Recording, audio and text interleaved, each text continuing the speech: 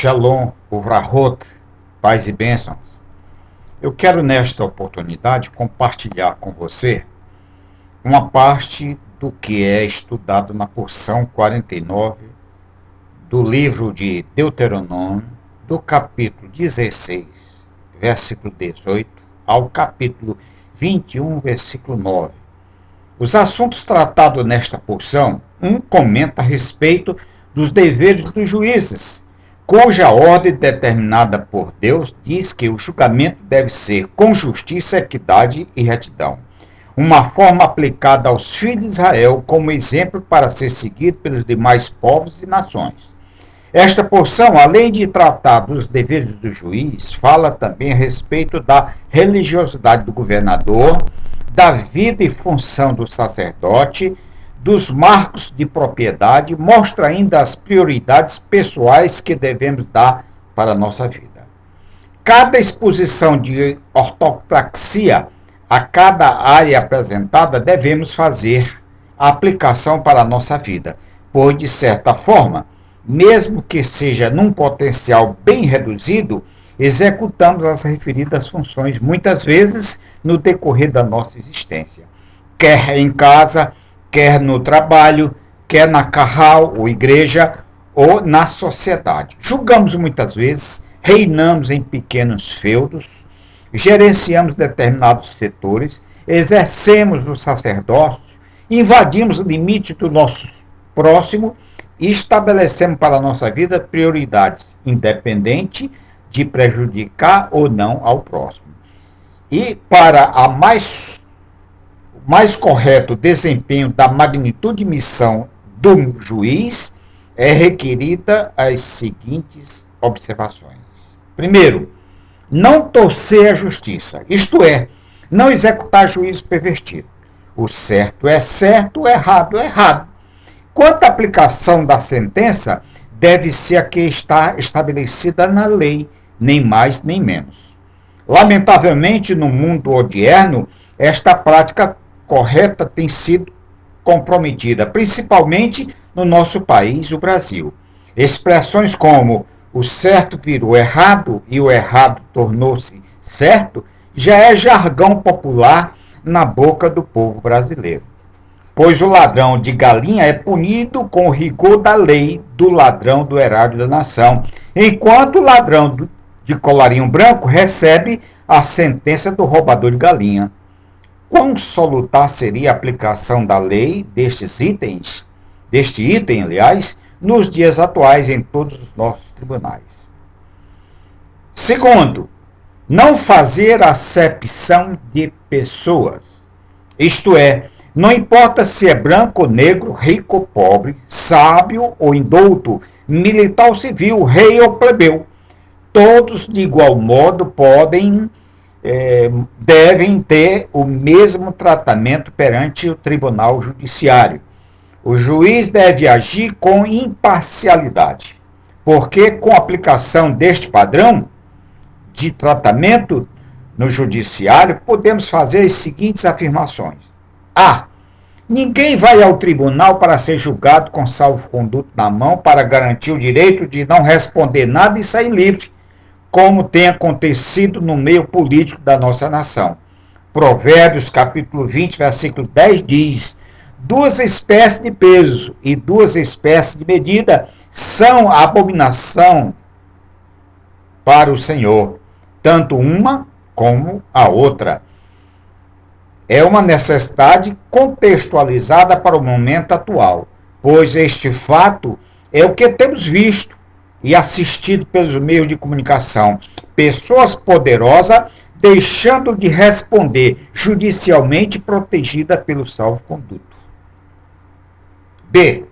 O pobre, por não ter condições financeiras para comprar o salvo-conduto, não é obrigado a responder tudo e depois sair preso.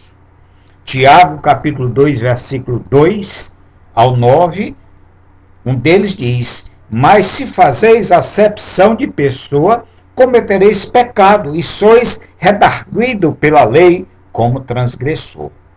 Com direitos iguais, é a lei mais justa que podemos ter. Portanto, irmãos, O princípio de justiça estabelecido por Deus para a nação de Israel está muito além da justiça exercida e aplicada pelas demais nações, tanto ontem como hoje e sempre.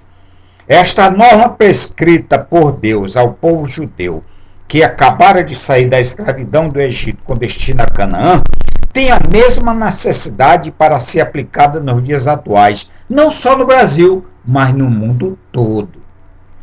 Dissimuladamente fazemos acepção de pessoas. O pobre é tratado como se é ninguém, o negro como se não fosse a imagem e a semelhança do Criador, e o índio como produto da evolução da natureza, a teoria do Charles Darwin. Todos considerados como os párias e massa ignara por essa sociedade hipócrita, corrupta, sem misericórdia e que ainda se acha merecedora das benesses do Criador. Terceiro, não tomar suborno. O suborno está relacionado à avareza. Daí a recomendação bíblica para não separar para a função ministerial pessoas avarentas, porque facilmente seriam subornadas, podendo causar um grande prejuízo à sã doutrina. O suborno começa com presentes. Um presente aqui, outro ali, outro mais acolá, e a partir de então o homem passa a ter um preço. Quando o homem chega nesse estado, passa a não enxergar mais a diferença entre o certo e o errado, entre o que é justo e o injusto, entre Deus e o diabo. Ele só consegue enxergar o montante financeiro para perverter a questão. Pergunto, alguém sabe de algum exemplo por aí? Eclesiastes capítulo 5, versículo 10 diz: o que ama o dinheiro nunca se fartará de dinheiro. E quem ama a abundância nunca se fartará da renda. Também isto é vaidade. Pergunto, é pertinente esta lei para o momento atual que vivemos hoje na nossa nação, Brasil? Infelizmente, a corrupção tem sido um fato real na vida política e na sociedade no planeta Terra. Hoje, a cada pleito eleitoral no Brasil, pessoas honestas não sabem quem sufragar os seus votos pela corrupção de forma quase generalizada dos nossos políticos. Pessoalmente, eu, a cada eleição, oro ao Senhor pedindo que sejam eleitos menos corruptos, menos ladrões, porque eu não vejo, não conheço os raros, mas ainda existentes, os políticos honestos que nosso país ainda tem. Porque o que tem sido divulgado através dos meios de comunicação tem sido o enriquecimento de políticos no primeiro mandato de 4 anos. Por esta razão, não conheço um que possa sufragar com confiança o meu voto. E nesta certeza, prefiro, na maioria das vezes, anular que votar com desconfiança. Mais um dia, esses corruptos estarão diante do grande tribunal do Criador para prestar contas pela mordomia exercida e responderão na íntegra por ela, porque assim diz a Escritura em Hebreus, capítulo 4, versículo 13. E não há criatura alguma encoberta diante dele, de Deus. Ante todas as coisas estão nuas e patente aos olhos daquele com quem temos de tratar. A justiça de Deus, senhores, é segundo a verdade. Portanto, tenhamos o devido cuidado com responsabilidade, naquilo em que fomos colocados e com aquilo que a nós foi confiado. Que o Eterno nos abençoe e que os Eternos guarde e nos faça exercer a nossa função para o qual fomos separados. Amém.